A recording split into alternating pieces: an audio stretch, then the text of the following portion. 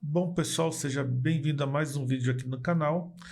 E hoje é um segundo vídeo que eu vou falar sobre o Noah, só que esse vai ser um vídeo um pouquinho mais explorado. Vou trazer 3 situações diferentes, né, para vocês entenderem o poder do Noah.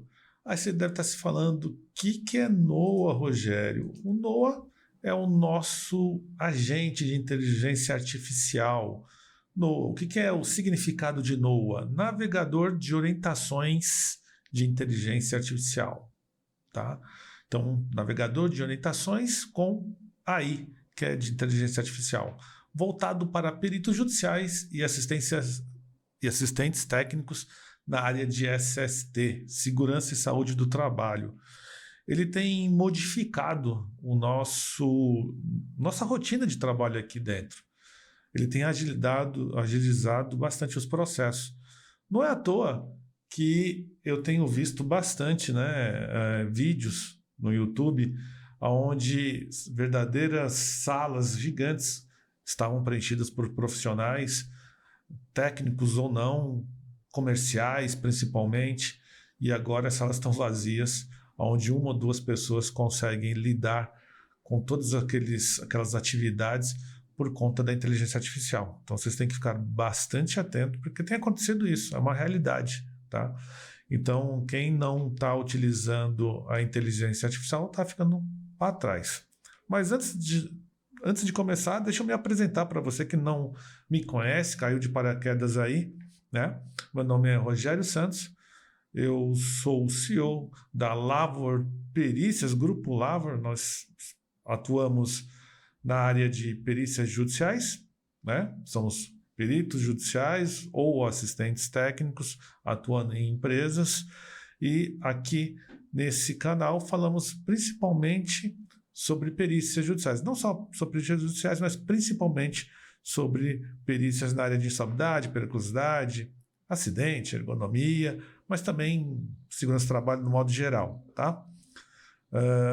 Então, vamos lá. Vamos falar um pouquinho sobre o Noah. Então, eu vou entrar agora lá no Noah. Aqui eu estou no nosso agente, onde dentro do nosso curso de capacitação, para aquelas pessoas que adquirirem agora nessa ocasião, na nossa oferta, nós vamos estar liberando o Noah junto. E vamos ver o poder desse Noah, né, que eu tanto falei aqui para vocês, como que ele funciona. Eu já separei algumas perguntas para poder agilizar o processo, senão o vídeo fica muito longo, muito longo. E esse vídeo eu vou deixar, inclusive, dentro do nosso curso de capacitação, né? Uma série de vídeos que eu vou colocar lá dentro do curso de capacitação, e vocês estão sendo privilegiados porque esse específico eu vou deixar no YouTube também, tá? Então esse é um dos poucos vídeos que eu vou deixar no YouTube, e uma série de vídeos que eu vou deixar lá no nosso curso de capacitação para ajudar os nossos alunos a entenderem o poder do nosso Noah, do nosso agente de inteligência artificial. Então vamos lá. Eu vou pegar aqui uma das perguntas, que são perguntas reais, que alunos perguntaram de fato para nós. Eu não mudei nada, coloquei do jeito que eles perguntaram para poder colocar aqui na plataforma para vocês verem como funciona. A primeira pergunta é a seguinte: fui nomeado como perito, tenho dúvida no aceite da perícia.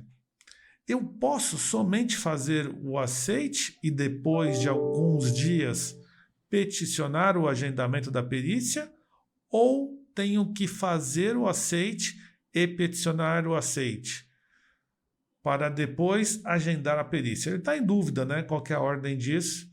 Então, eu coloquei aqui no nosso agente, no Noah, e passei para ele poder ele responder. Deixa eu cortar um pouquinho aqui, né? Porque eu estou com a minha imagem aqui, mas vai dar para vocês verem aqui perfeitamente a resposta do Noah, que é o que interessa, né? Então, vamos lá. Deixa eu tentar tirar aqui. Não precisa. Tem a resposta aqui. Olha lá, vamos lá. Olha, excelente dúvida e muito comum entre os peritos recém-nomeados. Vamos esclarecer com base no FAQ oficial do curso. Isso que é bom deixar bem claro. Tem muitas respostas aí na internet e eu já fiz inclusive o teste nas inteligências artificiais que não usam o nosso FAQ, nossa bagagem de experiência, as respostas que nós damos para os nossos alunos, que são respostas equivocadas, erradas. Por quê? Porque a inteligência artificial ela pode cometer erros. Aqui mesmo, embaixo está falando isso. Mas quando ela se baseia em experiência de profissionais técnicos de longa data, né, de um histórico de respostas, aí evita esse tipo de situação. Olha só, o aceite, número 1, o aceite da nomeação, intimação pelo PJE, assim que você é nomeado pelo perito. Primeiro ele falou, o FAQ, inclusive, falou o módulo do curso, módulo 2, na prática processual trabalhista. O aceite da nomeação, intimação pelo PJE, assim que você é nomeado pelo... Ele colocou perito, mas na verdade é pelo juiz, né? Assim que você é nomeado e intimado via PJE, o primeiro passo é aceitar formalmente a nomeação. Este aceite é feito pelo próprio sistema PJE. Realmente, você vai lá e dá o aceite. Dentro do prazo estabelecido pelo juízo. Geralmente 5 dias úteis. Esse é o ato inicial obrigatório. E deve ser feito antes de qualquer petição ou agendamento. 2. A petição de aceite ou manifestação inicial após aceite no PJE é boa prática em algumas varas, é obrigatório protocolar uma petição simples, informando que o aceite ou encargo pericial que apresentará a proposta de honorários quando solicitado, caso solicitado. Na Justiça do Trabalho, nem todas as varas e regiões solicitam, né? Normalmente, na maioria da Justiça do Trabalho, você peticiona depois no final, na entrega do lado pericial. Em algumas regiões, como o TRT1, por exemplo, exige que você coloque logo no início. Que aguardará a manifestação das partes, quando quesitos, assistentes técnicos e tal, e que ao final desse prazo fará o agendamento da perícia. Base legal, ele já coloca artigo 465 do CPC e tal. 3, aguardar os prazos processuais, indicar os assistentes técnicos. Então ele coloca todas as informações aqui, agendamento da perícia, somente após esse prazo, né, que são os prazos processuais. E aí faz um resumo do fluxo das ações para poder facilitar. Tudo baseado já em informações que a gente já colocou. Modelo resumido de petição inicial, de aceite, ele já faz um resumo. Olha só que legal. Então, várias informações aqui bem interessantes. Essa foi a primeira pergunta. Vamos para a número 2. Eu também deixei separado aqui para facilitar a nossa vida. E vamos para a pergunta 2. Olha como é útil no NOA. Pode salvar, sem dúvida nenhuma, a sua vida. A pergunta 2 é o seguinte. Como defender, feita para um aluno real, como defender, ou pelo menos tentar defender a reclamada em caso de assistência técnica em hospital, visto que os EPIs não são eficazes para agentes biológicos, isso é fato. O que posso levar em consideração para enriquecer meu parecer técnico? Excelente pergunta, e bastante recorrente nas perícias de insalubridade por agentes biológicos, especialmente em ambientes hospitalares, onde o EPI, equipamento de proteção individual, por si só não elimina o risco biológico, apenas o reduz. Vamos detalhar o raciocínio técnico-jurídico para defender a reclamada empresa dentro dos limites legais e técnicos. Tá? Então, realmente, ele não evita, né, a caracterização da insalubridade. Porém, para a prevenção, para reduzir o risco, ele deve ser utilizado os EPIs, né? Primeiro, base legal. Então, ele te dá uma base legal, NR15, anexo 14, agentes biológicos. O anexo 14 da NR15 define que o adicional de insalubridade é devido somente nas atividades e operações executadas em contato permanente com pacientes, animais ou material infectocontagiante em estabelecimento destinado aos cuidados da saúde humana, como hospitais, ambulatórios, postos de vacinação, laboratórios, etc. Ou seja, não basta o trabalhador estar em um hospital. é necessário comprovar o contato permanente com pacientes infecto-contagiosos ou materiais contaminados. 2. Linha técnica de defesa, ausência de contato direto com agente infecto-contagioso. Para tentar afastar ou reduzir o enquadramento, o foco do parecer técnico deve ser o tipo de exposição e não apenas o local. Pontos técnicos a investigar e registrar. O reclamante não realiza procedimentos invasivos ou manipulação de fluidos corporais. Sua atividade ocorre em áreas administrativas, de apoio ou externas ao atendimento direto ao paciente. Exemplo, lavanderia, manutenção. Então, são dicas, né, que ele está dando aqui para poder tentar afastar a caracterização. Caso não haja entrada em área assistencial, verificar se há tempo reduzido para poder tentar direcionar o perito. E controle de acesso, rotina eventual. Então, ele está dando aqui várias dicas para te ajudar a fazer seu parecer. Sobre o uso de EPIs, abordagem técnica equilibrada. De fato, a NR6 reconhece que os EPIs reduzem, mas não eliminam completamente o risco biológico. Por isso, a defesa técnica da reclamada deve focar em programa de controle biológico existente, PCMSO, PPRA na época, ou PGR agora, treinamentos e tal, medidas coletivas administrativas, comprovação de fornecimento de uso e substituição de EPIs adequados, e aí vai. A estratégia para parecer técnico, estrutura sugerida. Aí ele dá uma estrutura sugerida, né, para parecer, e é isso. Então, uma conclusão. Então, ele te dá vários elementos aí para poder você fazer a defesa do seu cliente. Essa é a segunda pergunta de um segundo aluno, onde pode te ajudar. Então, são várias formas de ajuda que o NOA pode te dar, você que é perito ou você que é assistente, como é o caso desse aluno. E o NOA, ele tem vários caminhos, várias formas de te ajudar. Vamos ver esse aluno aqui. Olha só, fiz uma perícia, mas a reclamada ainda não apresentou os documentos solicitados. Nesse caso é um perito, como PGR, PPRA e etc. Mas a atividade da reclamante era administrativa e ela alega acessar a câmara fria para a guarda de carnes e frango. Diz que isso era orientação do mercado, então era um mercadinho, um supermercado, né?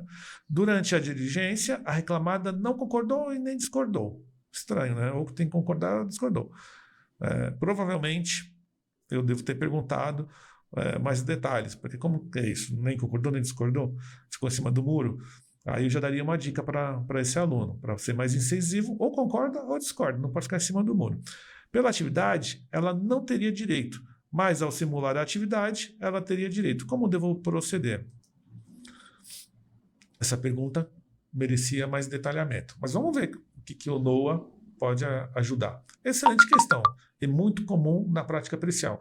O cenário que você descreveu exige postura técnica, imparcialidade e amparo no procedimento processual. Vamos por partes. Com base na boa prática pericial e na legislação aplicada, CPC e NR15. Situação resumida. Aí ele faz um resumo da situação, bem interessante. Função administrativa sem enquadramento, direito nos anexos da NR15. Alegação da reclamante, acesso eventual à reclamada à câmara fria, né? Exposição ao frio. Reclamada não confirmou nem negou, foi aquilo que eu comentei, né? Ficou em cima do muro.